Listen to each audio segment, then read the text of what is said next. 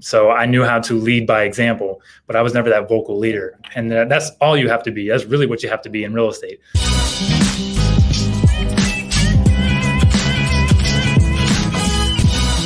Hey guys, so welcome to Davos Team Live. So this is kind of a new little series that we're doing here. So for those of you who don't know, myself and my business partner, Gil Ramos, actually, we coach this group. We build with this group. We go to special events with this group, and really we have specific goals about who we want to be and the kind of production goals that we want. I want to introduce a guest named Devin Lofton. So Devin was actually one of the founding members of the team. So I'm gonna bring Devin on board right now. Devin, what's going on, brother? Not too much. Happy to be here. Awesome, man. So I was just telling him about the team and, how it's kind of a different model, within the brokerage and, where we kind of get to know each other a little bit better. And, this is kind of my first go around and doing Davos Team Live because, there's so many special things that happen within the team that I get to see and within the brokerage. And, Gil and I have been talking about like, man, we got to do a better job of really highlighting, what's going on behind the scenes, So you grew up in Longwood. So, we're both Seminole County folks too. I'm from Lake Mary, so I know that area very well. Your mom's a teacher, so kind of tell us about growing up.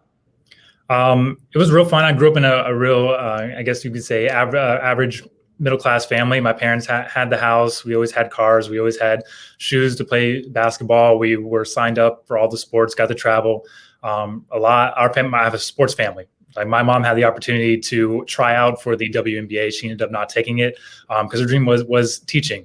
But I come from a basketball family. She's the best shooter in the entire family. So my dad played sports. Sister did softball, state championships, national championships. My brother did track, state championships, and I did basketball. But I got the opportunity to go play volleyball, actually, a scholarship. So in Lake Wales, Florida, down south, right below Wales. Man, yep. So tell me, so you kind of grew up in a sports family, but what was it that drew you to volleyball? Because it sounds like you got you're obviously a tall guy, you got basketball in there. So what happened to kind of switch you into that game? To be completely honest and just upfront, it was easy to me. It came easy. I already had the height. I already had the defensive position. I could move real quick side to side from basketball. So they put me up front. I have the long arms to block. And the speed of the game was much slower, involved no running. So I was all for it. That's awesome. So let's go ahead and switch gears. So let's go into, okay, so, how does the road lead to real estate, right? So, what did you do before this? And what was the decision that you made to get into this game? Right. Well, majored in HR. Did an internship my senior year, found out I don't want to be in HR. All that is handling. You never put out a fire. You just handle a fire the best you can and then monitor it forever. So don't want to be a part of that. I'm not a babysitter. So I ended up actually got into some form of real estate just out of spite because I couldn't get a job at Enterprise. They said I didn't have enough sales experience, even though I'd done retail. I had an internship, just graduated. I had an in. I knew people. They still wouldn't give me because that's 6 months of not having sales experience. So I said, all right, let me go ahead and throw myself in one of the hardest sales jobs ever, which is timeshare. So one of my teammates actually had the job already. So it was lined up for me. Let me try it out. What do I have to lose? I'm graduating. The next job will be there sometime eventually. So grinded it out. Again, same thing. There was people at just the same age as me as I look over in class and training, and they already have sales experience. They've been in other different presentation type jobs. I've sold timeshare before and been in real estate, have their license. I was just looking for a job and to learn and to take as much as I could. So thank you for the stacks of papers on how to sell. Right. I still have it to this day. So tell me, what did you take away? Like, that's a whole different ball game. I mean, I know a lot of agents that I'm talking to now are coming over from timeshare. It's a totally different ball game. But out of curiosity, what was it that you picked up there that helped you in the future? The number one thing that helped me was conviction, and not so much using it as for sales, but in anything in life. If you're going to make a decision, stick to it. If you're going to talk about something, talk about it as if you love it. And you need to find those emotions, those feelings to really communicate your message. So I try that in all different aspects of different things. One thing I'm talking about now in real estate is the lease breaking season. That was something I coined up, talking about how can we break your lease and have the sellers pay for it, and talking about that with conviction. like, this is possible. You can do this. Here are the options. It's an asset. But talking with conviction rather than suggesting or waiting for them to reply back on what's going to happen. You need to have the conviction on, they just need to believe you. Right. Well, and you make a great point. And I find this, obviously, being coaching agents for a while, it's like, one thing that Gil mentioned years back, and it's so true, is that, the people's rebuttals to the things that you're talking to them about are usually your hangups, right? You're bringing your energy into a conversation, and you yourself aren't sure, whether they can do something or if it's even possible or whatever the case may be. And you transfer that energy to them. And so, coming in with a certain amount of confidence and saying, hey, look, I'm here to get you through this process. I'm here to guide you, and it's all possible, but we got to start here. Right. And honestly, outside of sales, in my regular life, when I show up at a bar or the club, a party, I walk in, ready to talk to people and, tell my story or hear theirs out. You can have conviction in listening, not just talking and telling. Absolutely. So I love that. So, okay. So now you're timeshare, where's the transition go in from timeshare? 3 months. I lasted 3 months. Ended up getting an ultimatum, either meet a sales goal or leave. So I ended up leaving, but where do I go from there? I had to get my real estate license eventually, and it was the next step in that job anyway. So I went ahead and went and finished getting my real estate license. When I got my license in the mail, September 14th, 2016, I know the date. And I also count my days ever since then, and I'll talk about that a little later. Yeah. But I just toured around different brokerages. Didn't know. My dad gave me one suggestion, a local person in Altamont Springs. Went and sat down with her. Didn't really learn much or anything, just kind of sat and watched the ecosystem for about an hour. Then toured with a couple other brokers, things like that, and ended up at a simple brokerage that offered everything a broke person needed. So all the resources, but I didn't have to pay anything. Right. Me, being 22 years old, I had $200 in my bank account when I started the timeshare job. By the end, I had $2,000. Just enough to pay for MLS, get all my resources, and what better place to hang your license than some place that offers everything for free, but no real help or support. But I can do transactions at least and not cost me anything. So tell us about that. So a lot of times agents go, it's funny because when I know sometimes when an agent asks me certain questions, like I know that if you're only concerned about splits, you're kind of missing the point, right? So there's so many people that, that I've known over the years that left a brokerage that had splits, but the brokerage was providing something more than that, like a way for you to truly build your business, whether it's the coaching and development or the personal development that we do or the culture. And they really were just like, man, let's talk about the 100% brokerage. And I'm like, 100% of what? Right. Because a lot of times, even if you were a producing agent, you went to 100% brokerage, your productivity would drop. So you actually made less the following year because you kind of left the things that were important. So, what do you think you were missing at that place that you were like, man, it's like, this isn't, even though they're giving me most of my commissions, like I'm not making commissions, Right. I would say, and I'm going to describe this word very specifically. I was missing a mentor, but more so I know the word mentor gets thrown out a lot, and that can mean a lot of different things to different people. So you always need to ask a little bit more questions on what that mentor is to them. For me, a mentor is someone who is either two things. Is either one, fighting the same fight you are, digging in the trenches just as you are. They have the same experiences. What better to go through life through with, or someone who already has the results that you want and is living them out. So back at that past brokerage, I was the youngest. I was a go-getter, and I could not find that in that environment. There was nothing else what I pictured for what real estate is and could be.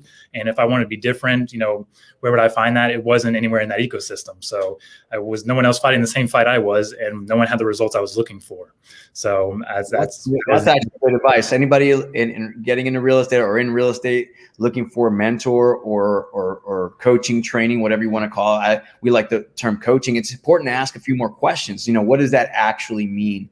Because I find, Devin, that there's some brands out there, and I'm a big believer is like, look, you got to choose people over logos. At the end of the day, it's not about the logo doesn't sell real estate. People do, right? And the people around you are what's important. So, even if you're a traditional franchise, it'll take the personality of whoever runs that particular franchise. So you can't get all the same, but some brands have built a brand of being like, oh, we're the big training brand. And we've built these, amazing training systems and all this stuff. And then, you should ask some more questions about what that's about, because a lot of them make you actually pay for that training, so Right. you got to make sure you get that out of it. And then also, hey, oh yeah, we'll mentor you. Well, what does that mean? When you say that I'm going to mentor you, what does that mean? Does that mean that, you call me up and I send you a link to a video? Because I hear that a lot. I hear that like, oh yeah, they said they were going to mentor me. And then suddenly it's like, I call the broker or whoever who's supposed to be my mentor. And then they send you, hey, just watch this. You'll be all right. And so I think that's great advice coming into there. So here you are, you're in this brokerage, right? And you're like, hey man, it's just like, I can't see the vision of where my future's going here. So then what decisions do you make? Well, to really describe my most recent real estate story is COVID ended up coming in at the beginning of 2020. I went the first 6 months of 2020 with 0 deals, putting in more effort, showing up into the office, and no one was really there. And I get why no one was there. But again, I couldn't find the ecosystem I was looking for. I was putting in more work and not seeing results. And the definition of insanity is putting more and more work in and not seeing any results, doing the same thing over and over again and expecting a different result. So I had saw that you had posted something about a team and what was going on here. And we had been in contact over a year. I had been already in the mindset of attending any classes I could, finding and kind of interrupting and getting my way into other ecosystems. We're not planning to move or join or anything, but who else can I learn from? I didn't think I needed my specific brokerage just to learn from. Right. But and we knew each other for over a year. Yeah. Then I saw an opportunity, and I was at a point where I was ready for a change and motivated to make that decision myself. It wasn't anything that you said or did. And set up a meeting with you. And I remember I again, conviction, walked into your office saying, I'm joining this brokerage no matter what. I don't know if this is a good fit, but I'm joining this brokerage.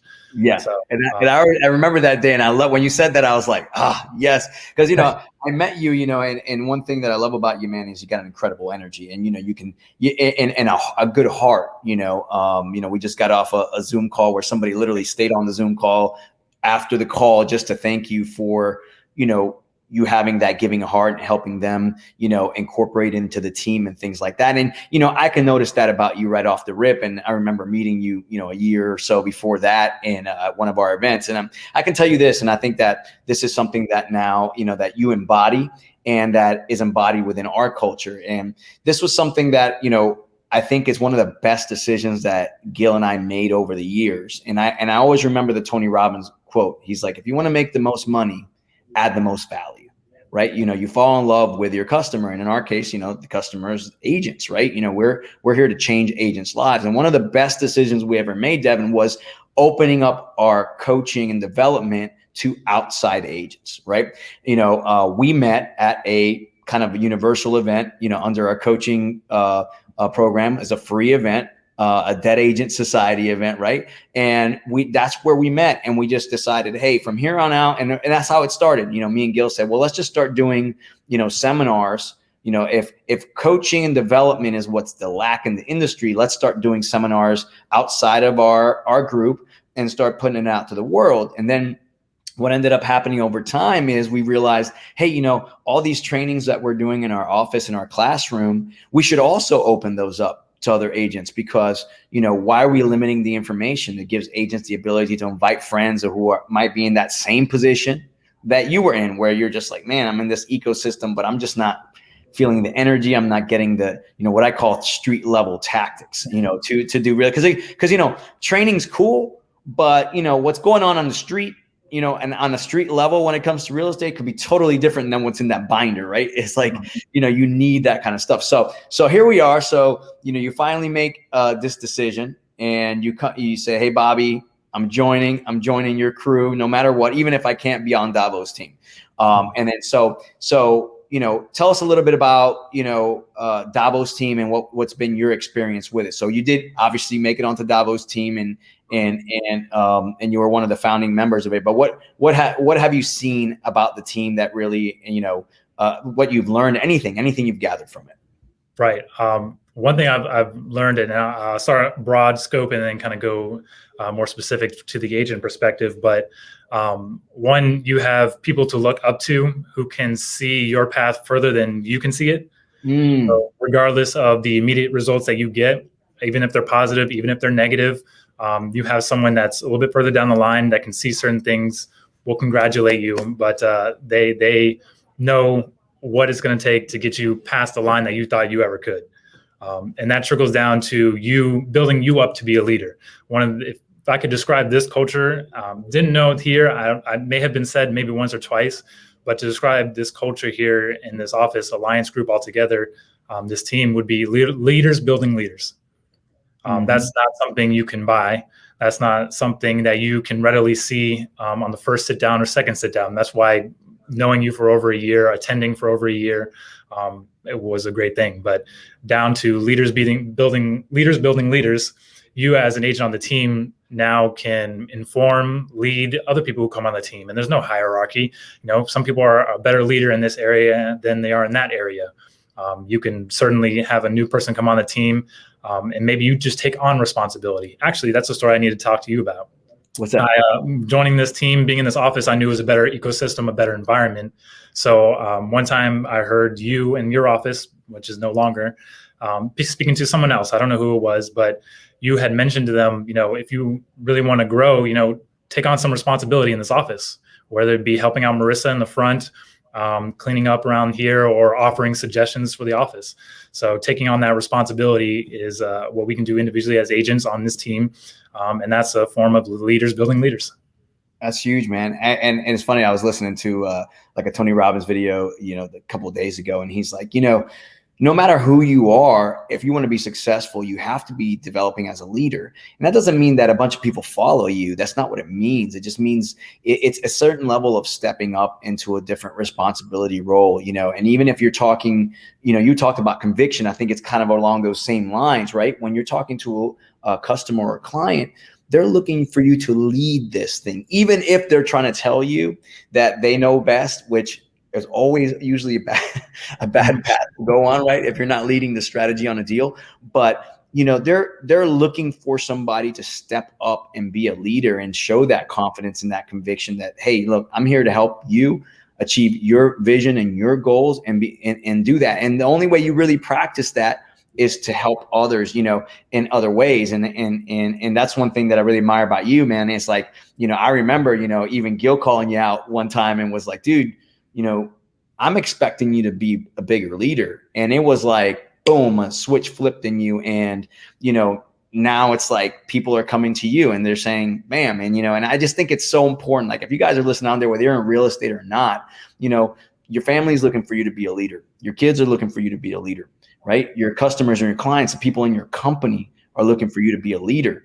And that's where success comes from. So that's right. Huge. And honestly, back to like in college, as I reflect back, I knew in college, and I can reflect back on high school, I was not a leader vocally. I remember winning games by a rebound or a block in high school. I remember winning volleyball games by being the server that ended the game, getting the final block, or I was always a scorer as a middle. I hardly ever got blocked. And that was on purpose. I just knew how to score, and that was going to be my thing. So I knew how to lead by example, but I was never that vocal leader. And that's all you have to be. That's really what you have to be in real estate, that vocal leader. Your actions will get hidden. You end up being a secret agent. It doesn't matter how good you can post or how well you know how to set up a showing. If you can't have some conviction and help people with their dream, move them forward through something. And that doesn't always mean the transaction. Move them forward through the hump of not making a decision because of this in their life. I've come across plenty of people where health issues had stopped them, car accidents, some other issue with family or their business. And I'm talking more about that than the homes, but having conviction and being able to lead.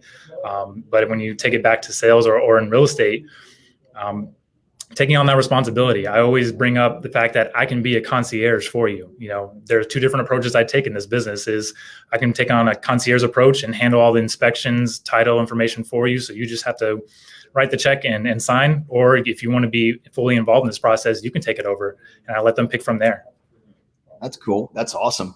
So, so tell me, if you were to, I've kind of seen you progress over time, and obviously you went from different brokerage. Now you're closing deals and doing stuff like that. If you were to give a piece of advice, to somebody getting into the business or somebody newer in the business, what would be one thing you would tell them that you're like, dude, if you just focus on this or whatever the case may be, what would you tell them?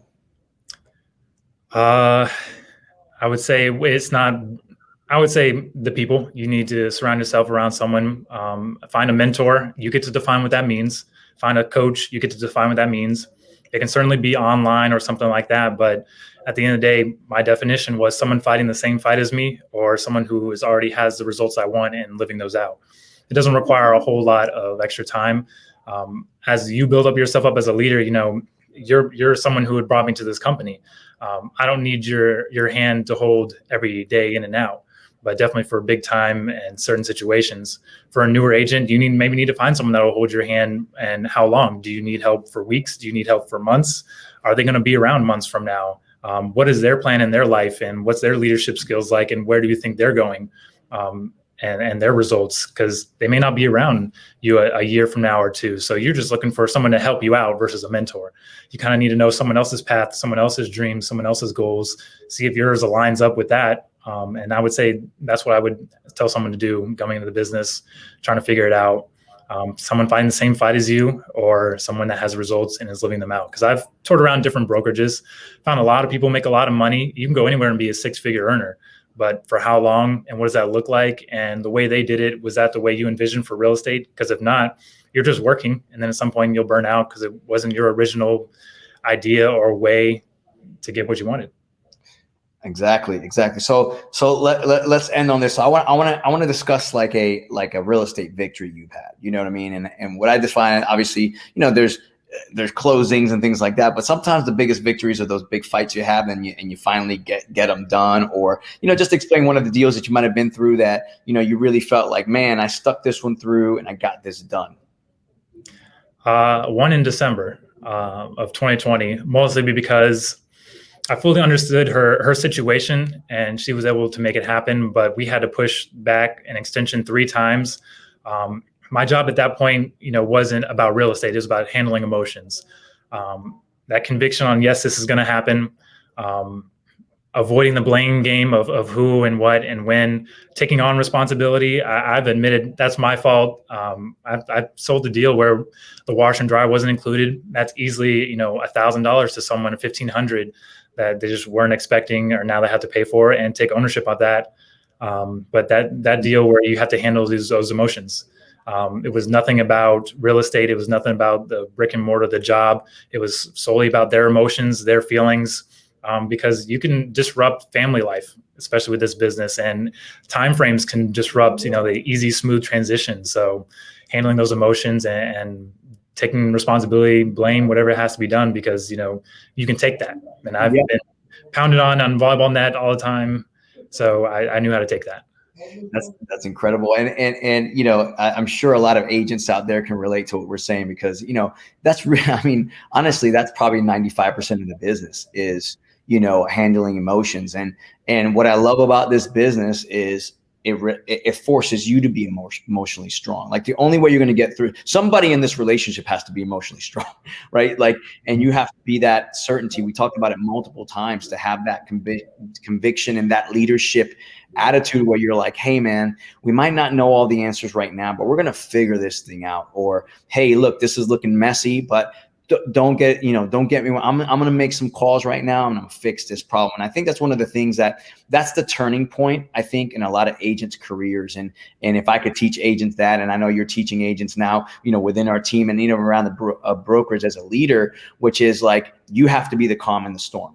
And you have to get people through these situations, because they're making this such a big financial expenditure, taking on such a big, loan or purchasing their first home and things like that. And, there's so many emotional ups and downs that go on with that. And the one thing that I always I don't ever get is that when agents become more emotional than their clients, and then they wonder why deals blow up or deals don't go well, or if they're really emotional, they're like, why do I get all these dramatic clients? I'm like, this is the energy you're putting out. You're transferring that to your client. And the reality is that, and as you know, this is an ever-changing game. Like, I don't think I've ever had a deal go exactly as it was supposed to go, right?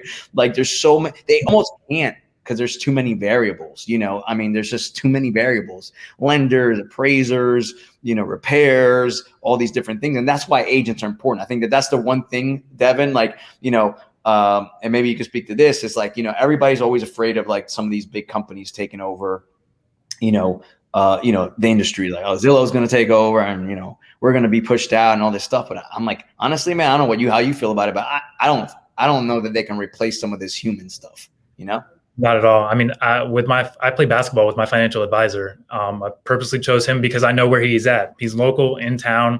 If I need to set up a dinner or have fun with him, I can. That always brings up business, new topics, new things that he's interested in.